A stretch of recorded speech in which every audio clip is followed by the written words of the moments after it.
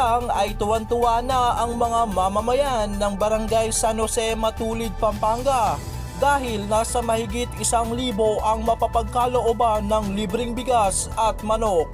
Sa bayan ng Macabebe, Pampanga naman ay nasa mahigit 1,000 mamamayan ang nakibahagi at nakisaya sa pag-aantay sa kanilang mga bisita na sina Engineer Danilo Bailon at Among Ed Panlilio.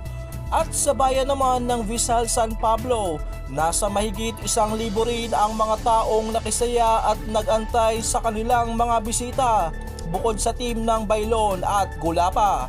Samantala, sa bayan naman ng San Fernando, Pampanga, sa pangunguna ni Incumbent Mayora Vilma Caluwag, masayang sinalubong ang Bailon at Panlilio.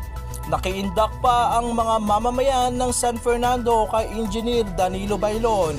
Sama-sama, tulong-tulong sa bagong umaga, bagong pag-asa at bagong umaga ng Team Bailon at Panlilio.